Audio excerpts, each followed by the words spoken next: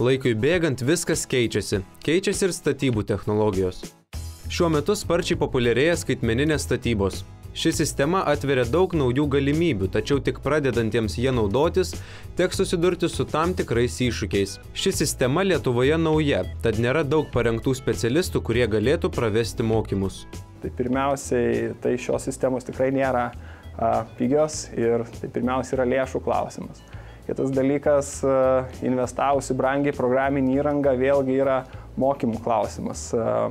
Mes pradėjom naudoti programinį įrangą, kai Lietuvoje dar nebuvo jos platintojų, kaip pavyzdys, tiesiai bendravom su suomių tiekėjais, tai tiesiog tas apmokymas vėlgi yra klausimas. Susidorojus su sunkumais, darbas skaitmeniniais brėžiniais yra patogesnis, o įvairios galimybės ir funkcijos padeda su programa dirbantiems žmonėms. Šitos funkcijos padeda darbui, padeda kokybiškesnį rezultatą sukurti. Tas darbas darbuotojai yra malonesnis, jis nėra toks monotoniškas, nes vis dėlto, ką leidžia 3D programos, iš principo eliminuoti maksimaliai techninį darbą ir žmogui palikti daugiau to intelektinio darbo, mąstymo, sprendimo, variantinio projektavimo ir panašiai.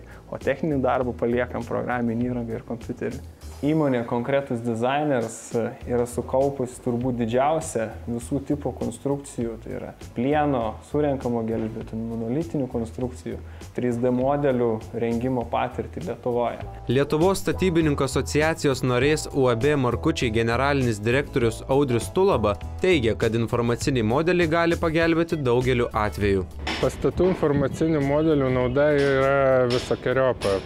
Pradedant nuo pasiūlymų rengimų, mes galim žymiai tiksliau, aiškiau įvertinti pastato sprendimo ir gamybos būdus. Vėliau projektavimo stadijoje mes tikrai galim geriau, efektyviau susiplanuoti darbus, yra automatizuojami programiškai tam tikri projektavimo darbai, kur reikia mažiau rankinio darbo.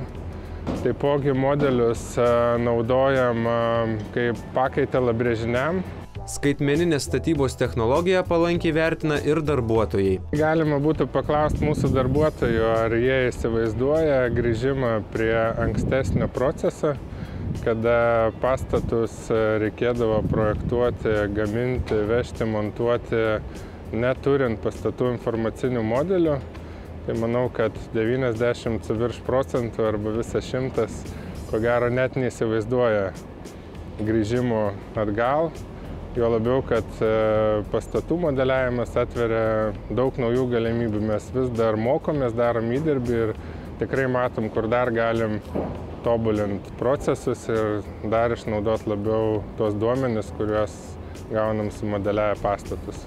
Anot pašnekovo, bendrovė Markučiai yra sukaupusi daugiau nei 7 metų patirtį Skandinavijos rinkose, Švedijoje ir Norvegijoje. Skaitmeninė statybos sistema yra neišvengiama. Informacinės technologijos ateina į statybų rinką ir ateityje projektai bus modeliuojami tik BIM sistemos pagrindu.